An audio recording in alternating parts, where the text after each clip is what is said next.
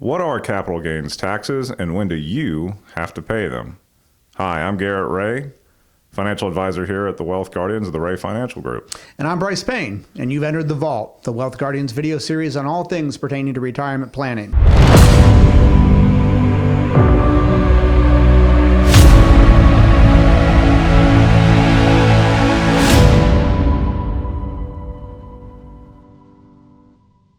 In this episode, we're going to cover what capital gains taxes are, what's the difference between short-term and long-term capital gains, what are the tax rates for both of those, and what about dividends? Do you have to pay capital gains on dividends? All right. So don't forget to hit this little like and subscribe button here if you're so inclined to catch more episodes of The Vault with Garrett, Doug, and myself. Other than that, Garrett, let's go ahead and get to it.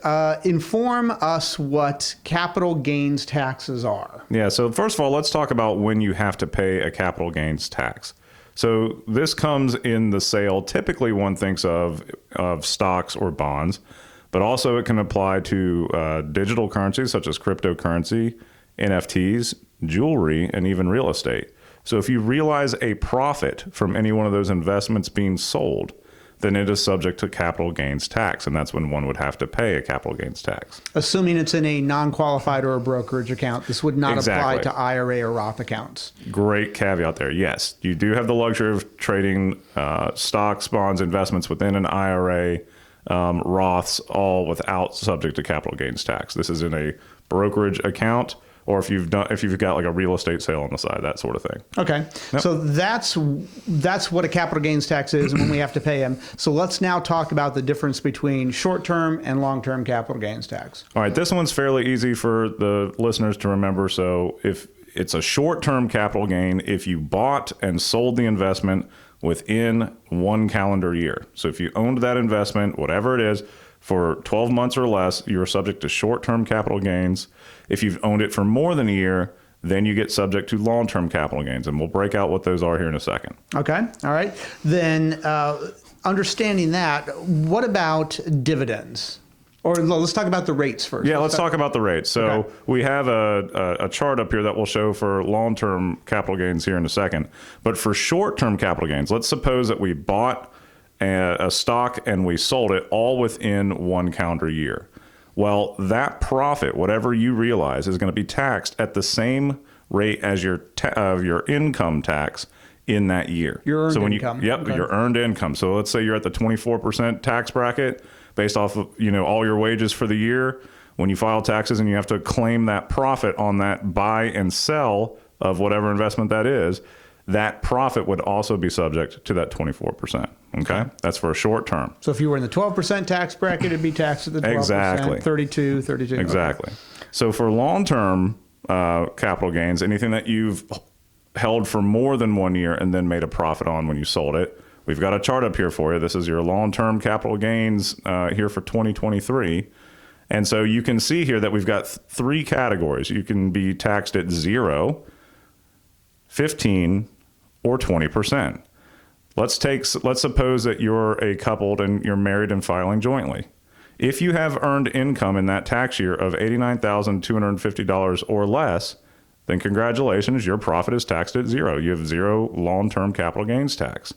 But you can see the bracket is very wide for that middle segment for 15%.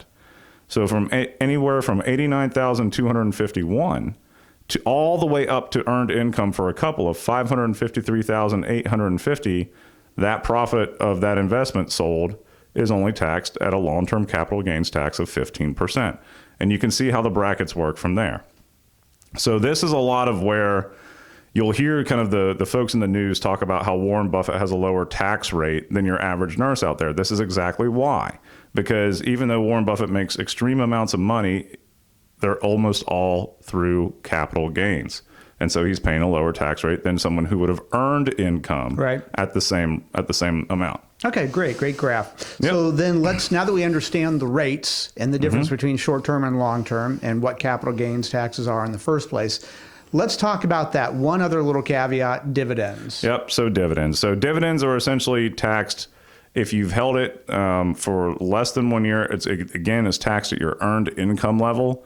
But then if you have held that underlying stock, but you didn't sell the stock, you just received the dividend, that then kicks it into the long-term capital gains chart as well that we just previously reviewed.